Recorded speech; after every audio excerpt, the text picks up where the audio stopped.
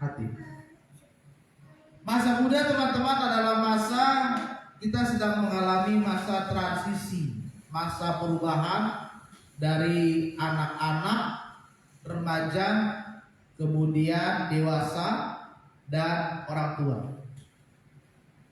Masa muda itu berada di masa pemuda, dewasa, dan orang tua itu beda lagi generasinya. Ya. Jadi ada masa transisi, ada perubahan, dan masa muda itu membuat seseorang itu ingin mengenali identitas dirinya itu seperti apa. Tetapi ada banyak yang dialami oleh anak muda sekarang.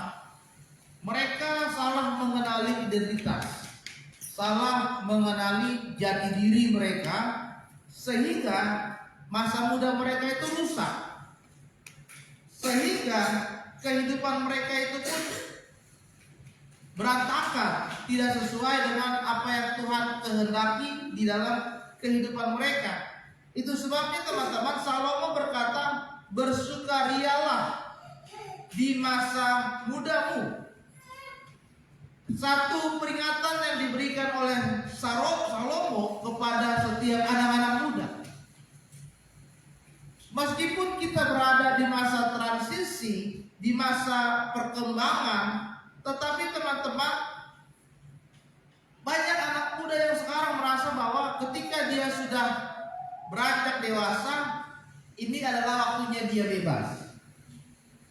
Banyak anak muda yang sekarang merasakan bahwa sebetulnya dia harus bebas sebebas-bebasnya.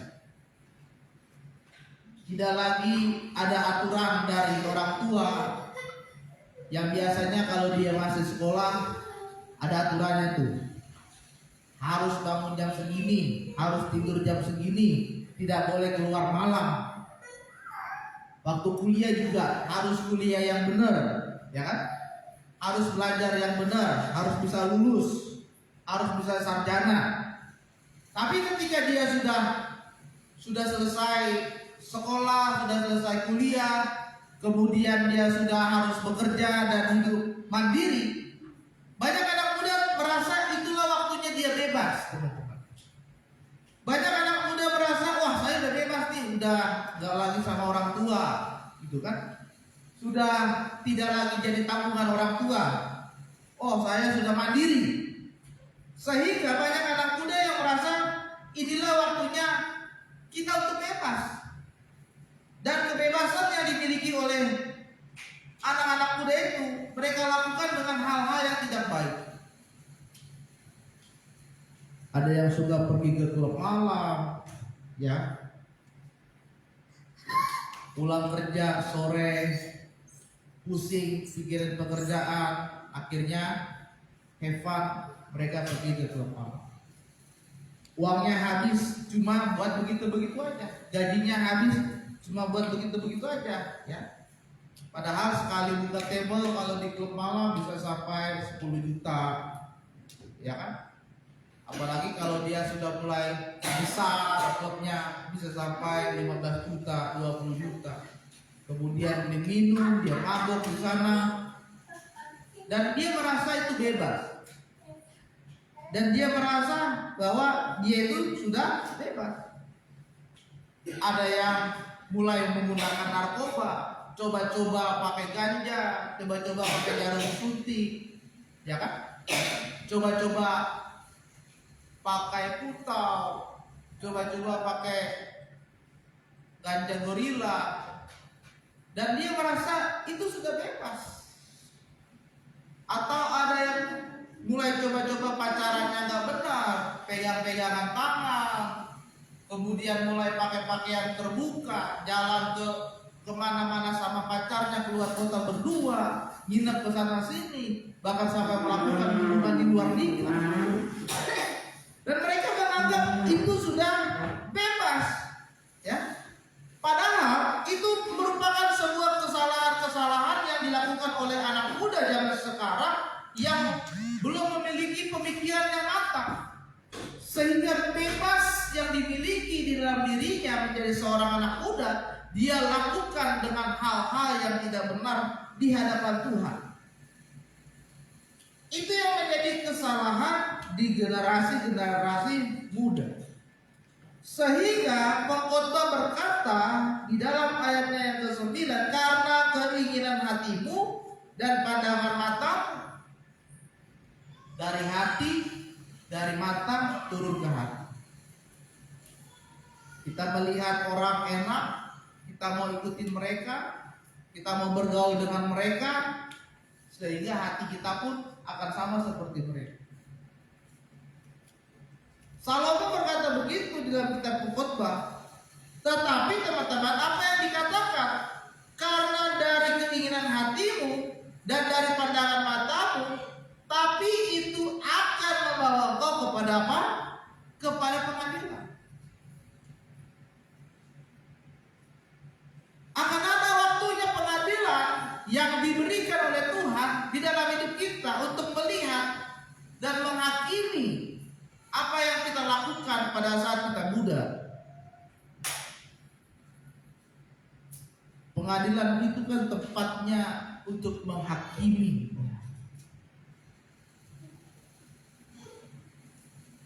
Kalau teman-teman pernah pergi ke pengadilan Jakarta Barat di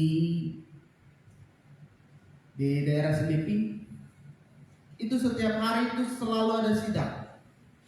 Mulai dari hari Senin sampai hari Kamis itu selalu ada sidang, tidak pernah berhenti persidangan di sana. Kalau hari Jumat itu sidang khusus tilang, jadi yang ditilang motor, mobil, yang lainnya itu sidangnya hari Jumat. Persidangan itu terus berjalan, dan yang menentukan, yang memutus bersalah atau tidak itu adalah hakim. Kalau bersalah dia ditahan, kalau tidak bersalah dia bebas. Itu pengadilan di dunia. Tetapi teman-teman, pengadilan yang dimaksud di pengkhotbah itu adalah pengadilan di surga, pengadilan yang dilakukan oleh Tuhan nanti. Makanya ada firman Tuhan, apa yang kau tabur di bumi itu juga yang akan kita pertanggungjawabkan tadi di hadapan Tuhan. Makanya firman Tuhan berkata, apa yang kau perbuat, baik kita berbuat baik, kita berbuat jahat, itu dilihat oleh Tuhan. Ya. Kita berbuat jahat, kita berbuat baik, itu Tuhan lihat. Meskipun ketika kita melakukan kejahatan tidak ada orang di sekitar kita, tapi mata Tuhan tetap melihat setiap perbuatan kita. Itu sebabnya pengkhotbah berkata akan membawa kita kepada pengadilan. Oke lah kalian, kita bisa bebas, kita bisa senang-senang, kita bisa have fun, kita bisa nongkrong-nongkrong, kita tidak mau ibadah youth, kita mau nongkrong-nongkrong di luar sama teman-teman sampai pagi, sampai malam, ya. Tetapi firman Tuhan bilang, katakan itu nanti akan dibawa ke dalam persidangannya Tuhan. Kita pertanggungjawabkan apa yang sudah kita perbuat di dunia ini kepada Tuhan. Nanti Tuhan akan tanya, hei kita, selama kamu di dunia apa yang sudah kamu lakukan? Hai John Rees, apa yang sudah kamu lakukan selama kau di dunia? Hai Mista, apa yang kau lakukan? Apakah kau sudah melakukan yang benar atau malah tidak karuan? Jadi bukan berarti kita di dunia ini teman-teman kita bisa lepas tanggung jawab begitu saja. Ya, jadi inilah yang dikatakan pengkhotbah. Kita harus lihat bahwa hidup kita itu menjadi tanggung jawab kita. Dan ayat 10 berkata, buanglah kesedihan dari hatimu dan jauhkanlah penderitaan dari tubuhmu, karena kemudahan dan fajar hidup adalah kesia-sia. Kesedihan dari hati kita dan penderitaan dari hidup kita harus kita buang. Karena kemudahan dan pajar hidup itu artinya keindahan dunia ini. Itu semua adalah kesia-siaan. Gelap-gelap gempita, hingar-hingarnya yang ditawarkan oleh dunia ini, teman-teman, semua itu adalah kesia-siaan. Bisa nongkrong, bisa sampai ke klub malam, bisa jogging, bisa pakai narkoba, bisa melakukan hubungan yang tidak benar, hubungan di luar nikah dan yang lainnya. Semuanya itu adalah apa? Kesia-siaan. Semuanya itu sia-sia. Sia-sia itu artinya tidak berguna. Seperti kalian menyaring air dengan menggunakan apa itu namanya, serokan ikan. Ya. Kalau kita pernah lihat serokan ikan yang buat tangkap ikan tuh, terus kita jaring air, kita tampung air pakai itu, nggak bisa, sia-sia, ya, nggak berguna itu, dan akan menghabiskan waktu begitu saja. Ya. Sehingga teman-teman, malam hari ini kita melihat bagaimana supaya hidup kita tidak sia-sia di hadapan Tuhan. Yang pertama adalah pergunakan waktu yang ada dengan bijak. Pergunakanlah waktu yang ada dengan bijak, karena waktu ini akan tetap terus berputar.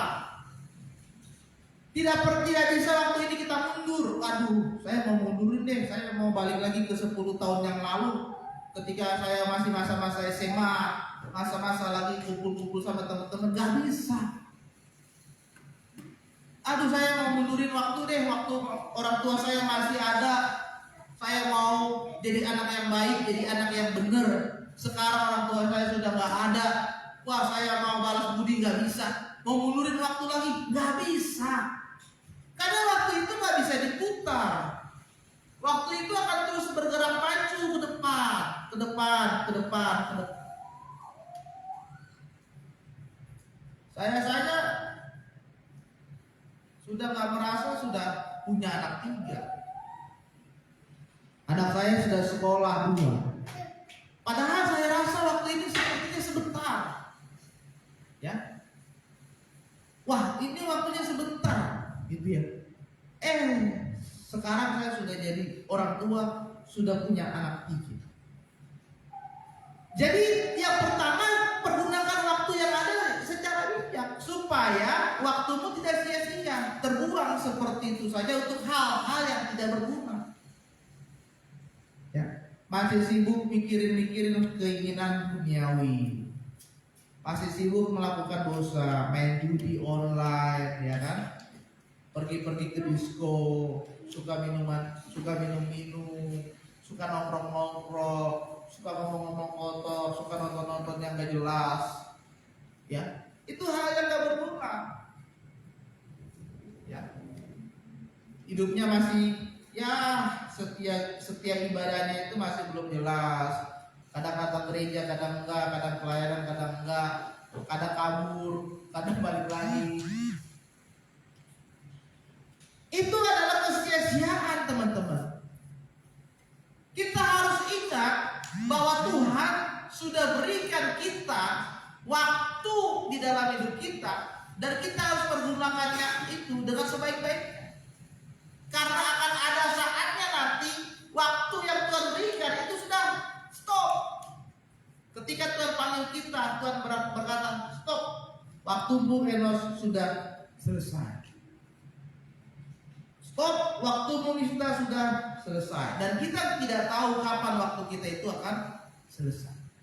Saya pernah nonton film. Jadi film itu menceritakan tentang hidup seseorang ditentukan oleh waktu di jamnya. Jadi kalau misalkan di jamnya itu ada tinggal 3 menit, maka nyalanya tinggal 3 menit. Kalau habis waktunya, dia mati. Nah, untuk dia bisa bertahan hidup, biasanya dia akan beli waktu. Orang kaya yang punya uang, dia waktunya banyak tuh. Bisa sampai 5 tahun, 6 tahun tertulis di tangannya. Bagaimana caranya dia harus bekerja? Bekerja, yang dibeli adalah waktu. Ya. Jadi ada satu cerita bagaimana anak itu dia mau bertemu dengan ibunya, ya, saking waktunya tinggal sedikit, dia ingin bertemu dengan ibunya, dia mau ke rumah ibunya, ternyata teman-teman pas sudah dekat rumah ibunya, tiba-tiba waktunya habis, tak, dan dia meninggal. Dia tidak ada waktu untuk bertemu dengan ibunya terakhir kali, waktunya sudah habis. Itu film. Dan film ini mengingatkan kepada kita supaya kita harus bisa menggunakan waktu dengan bijak. Dan yang kedua teman-teman, kita harus melepaskan segala hal di dalam diri kita yang membuat hidup kita semakin hari semakin menderita. Apa sih yang membuat kita menderita saat ini? Itu adalah pikiran.